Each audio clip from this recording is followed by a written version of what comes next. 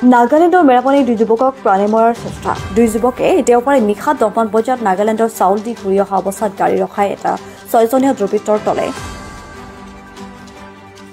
অতুল দলে আৰু দীপু বৰাক বেয়াকৈ মাৰধৰ কৰি ধন দাবী কৰে। ধন নিদিলে প্ৰাণে মৰাৰ ভাবুকি দিয়ে দুই যুৱকে শাৰীৰিক লগতে শৰীৰৰ বিভিন্ন অংশত আঘাত কৰে আৰু নগদ 15,000 টকা লৈ সেই স্থানৰ পৰা আঁতৰি যায়। উল্লেখ্য যে দুৰ্বৃত্তৰ দলটো মেৰাপানীৰ চৌহন গাঁৱৰ বুলি জানিব পৰা গৈছে।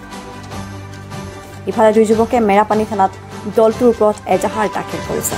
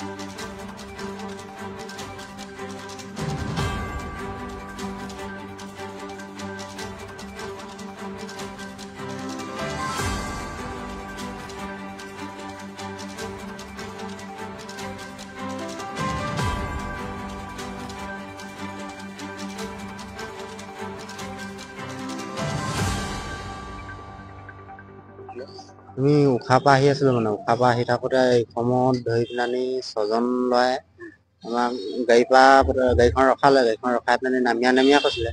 আমি নামি যোৱা নাই হ'লে নামি নোযোৱা কাৰণে যেনিবা বুকুত ধৰি আমাৰ দুইজনক এইফালে এজনক টানি নিছে, এইফালে এজনক টানি নি পেলানি মানে পুৰা মাৰিছে। বুকুত মাৰিছে আৰু মাথাত মাৰিছে, তাৰপৰা এওঁকো মাৰিছে। কিহত আহি আছিলে? আমি বলেৰ'খনত আহি আছিলো। কোনে মাৰিছে আপোনালোকক? এই নামটো মাইনা বুলি কয় বোলে মেৰাপানী। সি কৈছে আমাক চিনি পাওঁ না, আমি হবন গাঁও ল'ৰা হয়, এনেকে কৈছে। তহঁতক ইয়াত উলিয়াই পেলাই দিম কৈছে ৰাংখাঙত। ৰাতি পেলাই দিলো, তহঁতি কি কৰিব পাৰিবি কৈছে, তহঁতৰ ইয়াত কিবা কৰিব পাৰিবি নি কৈছে। আমি একো কৰিব নোৱাৰো কৈছে আমাক। কেইজন আছিলে? সিহঁতৰ 6জন মান আছিলে নি, 6জন নে 7জন আছিলে। আপোনালোকৰ কোন বোলে? আমাৰ ঘৰ পুলিগাঁও। নাগালেণ্ডৰ কি কয় আপোনাক? আমি কালি চাউল পেলাবলৈ গৈছিলো।